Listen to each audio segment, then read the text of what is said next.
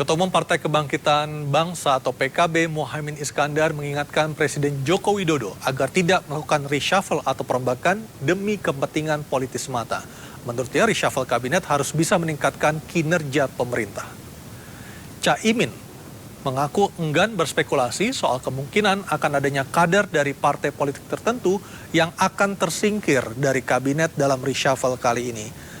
Caimin mengatakan hingga saat ini pihaknya belum pernah diajak berdiskusi oleh Presiden tentang rencana perombakan kabinet. Menurutnya, perombakan kabinet sepenuhnya merupakan hak prerogatif dari Presiden Joko Widodo dan PKB akan tetap menghormati apapun keputusan dari Presiden. Kendati begitu, Caimin menyebutkan PKB memiliki persediaan kader yang dinilai mumpuni menjadi pembantu Presiden Joko Widodo.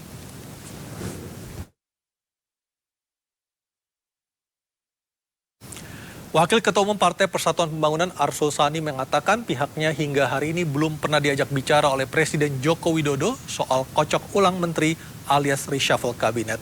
Menurutnya, reshuffle biasanya baru akan disampaikan Presiden Joko Widodo kepada partai pengusung menteri menjelang detik-detik pengumuman. Arsul Sani mengatakan kebiasaan seperti itu sudah dilakukan Presiden Joko Widodo sejak periode pertamanya menjabat. Arsul pun menyebutkan P3 belum mengetahui secara pasti kabar mengenai rencana perombakan yang akan dilakukan disebut-sebut pada Rabu lusa. Ia menegaskan partainya akan menghormati segala keputusan yang diambil Presiden Joko Widodo. Kendati begitu, Arsul Sani berharap P3 justru akan mendapatkan tambahan kursi menteri jika memang reshuffle benar-benar dilakukan.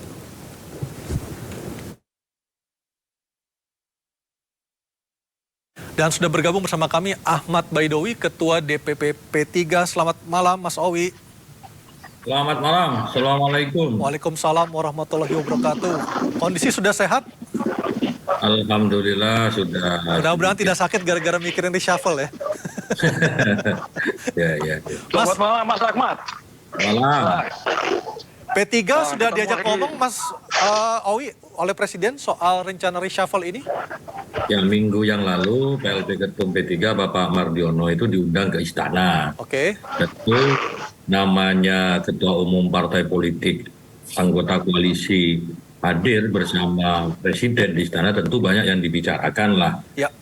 Namun pada intinya beliau menghadap selaku putusan khusus Presiden bidang kerjasama pengentasan kemiskinan dan ketahanan pangan, melaporkan kinerja-kinerja yang dilakukan selama 2 bulan beliau dipercaya, sekitar 2 bulan beliau dipercaya mengemban amanah yang baru itu. Tapi apakah di dalamnya berbicara juga terkait dengan isu reshuffle? Ya wallahu a'lam, bisa saja, karena kan namanya ketua umum partai ketemu presiden, kalau tidak membicarakan perkembangan politik, ya kayaknya tidak mungkin juga, meskipun dibahasnya hanya sekilas, tapi saya yakinlah namanya ketua umum partai politik bertemu presiden. Baik, ketika Pak Mardiono berada di istana bertemu empat mata dengan Presiden, apakah sudah ada pembicaraan lebih lanjut kepada internal P3 tentang hasil pembicaraan dengan Presiden, Mas Owi? Ya, beliau memang menyampaikan kepada kami di struktur partai, beliau lebih banyak menceritakan terkait dengan diundang Presiden ke istana untuk diskusi. Lebih banyak memang tupoksi beliau selaku yang diutus menangani bidang pengentasan kemiskinan dan ketahanan pangan. Tetapi selebihnya tidak banyak juga disampaikan karena kami juga tidak mau mendikte juga, dan P3 taat asas, taat hukum, taat konstitusi bahwa reshuffle dan komposisi kabinet itu merupakan hak prerogatif dari Presiden. Baik. Mas Owi, ini kan sudah 7 kali Presiden selama menjabat sebagai Presiden Republik Indonesia melakukan perombakan kabinet. Dan kalau jadi nanti Rabu lusa, ini berarti kali ke-8 Presiden Joko Widodo merombak susunan menteri-menterinya. Dari amatan Anda sebagai partai pengusung pemerintah, kalau kita melihat pernyataan Presiden, lalu juga melihat situasi politik belakangan ini di tanah air, kira-kira reshuffle ini memang benar-benar akan terjadi ataukah memang hanya sekedar wacana saja? Ya, masa jabatan Presiden itu masih sampai Oktober 2024. Masih 1 tahun lebih. Kalaupun beliau melakukan reshuffle itu, saya kira waktunya masih cukup untuk meningkatkan performa meningkatkan performa kerja kabinet Indonesia Kerja, kabinet kerja dari Presiden Jokowi dan Kiai Ma'ruf hari ini. Pada periode yang lalu bahkan menteri hanya 6 bulan, ada juga yang menjabat 6 bulan menjelang di penghujung masa jabatan, Presiden melantik misalkan. Ya, kalau itu kebutuhan kenapa tidak? Kan seperti itu. Kalau kita melihat pergantian perombakan kabinet ini jika memang benar dilakukan pada Rabu lusa, artinya kan di ujung-ujung masa pemerintahan Pak Jokowi di periode kedua ini. Apakah Anda melihat ini benar-benar karena kebutuhan untuk meningkatkan kinerja ataukah masalah selera politik saja, Mas Owi? Ya, basisnya adalah peningkatan kinerja. Apalagi hari ini masih awal tahun 2023. Ingat, masa jabatan presiden itu masih Oktober 2024. Masih 1 tahun lebih sisa masa jabatan. Itu masih sangat efektif, apalagi dilakukan reshuffle di awal tahun ini gitu. Itu pasti, karena presiden pasti mengantongi pos-pos mana kabinet yang tidak performan kinerjanya.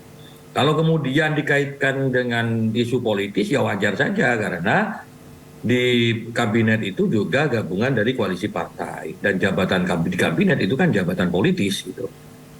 Kalau benar ada pergantian menteri, menurut Anda apakah posisi Nasdem yang baru saja tadi juga sudah ada jumpa pers dari koalisi perubahan, PKS resmi mengusung Mas Anies juga sebagai bakal calon presiden, apakah seharusnya Nasdem tetap berada di pemerintahan ataukah sebaiknya dikeluarkan dari pemerintahan Pak Jokowi, Mas Owi? P3 seperti apa melihatnya? Ya, itu kan ada namanya fatsun politik ya. Saya kira teman-teman di koalisi itu menghormati fatsun politiknya masing-masing. Kalau kemudian Nasdem merasa masih menjadi bagian dari koalisi kabinet kerja, ya ayo silahkan. Kalau merasa tidak cocok, ya itu juga kembali kepada Nasdem. Dan itu sekali lagi itu merupakan hak prerogatif dari Presiden Jokowi, hubungannya juga dengan Nasdem. Kita tidak mencermati, tidak terlalu mencampuri itu. Namun dalam politik itu ada yang namanya fatsun politik gitu. Kalau periode yang lalu itu ketika ada menteri ada partai yang tidak sejalan dengan Presiden, pamit baik-baik mengundurkan diri. Apakah selama ini dalam mengganti seorang menteri dari jabatannya, Mas Owi, seperti apa sebenarnya parameter yang dilakukan oleh pemerintahan Pak Jokowi untuk menilai apakah seorang menteri ini capable atau tidak? Ya, dari capaian kinerjanya, apakah yang bersangkutan bisa merealisasikan target yang diberikan oleh Presiden. Ambil contoh, Kementerian Perdagangan itu sudah 3 kali menteri. Kebetulan saya Komisi 6, membidangi juga menjadi mitranya Kementerian Perdagangan. Ternyata neraca ekspor impornya tidak sesuai dengan yang diharapkan oleh Presiden. Sehingga yang namanya Pak Agus Suparmanto itu out dari kabinet. Kemudian diganti Bapak Muhammad Lutfi. Ternyata di era Muhammad Lutfi tidak mampu menyelesaikan tata niaga minyak goreng yang sempat melambung dan menjadi isu politik yang luar biasa. Kemudian diganti oleh Bapak Zulkifli Hasan hari ini. Nah, reshuffle itu dilakukan oleh beliau dalam konteks untuk melihat capaian kinerja dari masing-masing anggota kabinetnya. Termasuk juga di kabinet posisi yang lain pun saya kira seperti itu. Oke. Pendekatannya adalah kualitas kerja. Soal kemudian itu bagian dari politik, ya namanya, sekali lagi namanya kabinet kan dunia politik, ya boleh-boleh aja, tidak perlu ada yang dirisaukan gitu. Baik, saya ke Mas Jerry. Mas Jerry, kalau kita melihat supaya nantinya kalau memang terjadi perombakan menteri di kabinet Presiden Jokowi dan Kiai Haji Ma'ruf Amin ini memberikan dampak yang positif untuk kinerja kabinet dan dirasakan oleh masyarakat, apa saja yang harusnya dilakukan oleh Presiden Jokowi dalam menimbang-nimbang calon menteri yang baru, Mas Jerry? Kalau menurut saya, Jokowi kan dia punya alasan ya. What is the reason? Tapi yang saya selama ini saya pelajari, Jokowi itu kadang-kadang seperti saya sebut pertama kali ya, Mas Aryo, bahwa sulit untuk ditebak. Dulu kan berapa kali udah heboh, udah viral akan terjadi reshuffle. Tiba-tiba enggak gitu. Waktu Oktober lalu kan, tahun lalu. Terus juga ada beberapa kesempatan dan beberapa peristiwa ada reshuffle, tetapi tidak terjadi. Nah, kalau saya mungkin berikan masukan yang konstruktif ya. Pertama itu sebaiknya, saya juga sempat mengatakan bahwa sebaiknya pemerintahan ini, kabinet ini dipertahankan untuk parpol pendukung, ya kan, sampai finish lah. Soalnya kan nanti kalau ada yang parpol contohnya dari KIB, terus mereka mengusung capres dengan nama, contohnya ada beberapa nama yang sudah digadang-gadang. Kedua, koalisi Gerindra sama PKB mengusung bukan maunya Jokowi, ya kan? Akankah? Ini mungkin Mas Ahmad itu kan, Mas Owi ini kan bisa ini kan, karena mereka bergabung dengan KIB, contohnya. Nah, dari PKB sendiri dengan Gerindra, ketika mengusung tidak sesuai dengan nama yang digadang-gadang mungkin sudah dipersiapkan oleh Jokowi, sudah di-preparing sekian lama untuk nama itu, tetapi nggak diusung. Nah, akankah terjadi reshuffle semua? Akankah berpisah semua ini? Saya rasakan ini salah satu juga pertanyaan yang dilematis ya. Ini politis juga. Nah, ketika contohnya Jokowi contohnya dia menjagokan salah satu calon presiden. Ya kan, entah itu Ganjar, entah itu siapa ya umpama. Terus partai-partai lain ini barangkali mengusung yang lain. Nah, ini kan semuanya sebetulnya saya harus sama rata, sama rasa gitu loh. Ya. Berjuang sampai akhir 2024. Kalau saya sih menurut. Tetapi kan Pak Jokowi kan Pak Presiden itu punya pertimbangan yang lain. Barangkali contohnya kalau PKS kan oposisi kan, nggak gabung sama pemerintahan, sama Demokrat. Tetapi yang Partai Nasdem ini, pendukung ini mengusung Anies, ya kan? Nah, saya rasa ini untuk reshuffle untuk Nasdem 50-50 lah, 50-50%.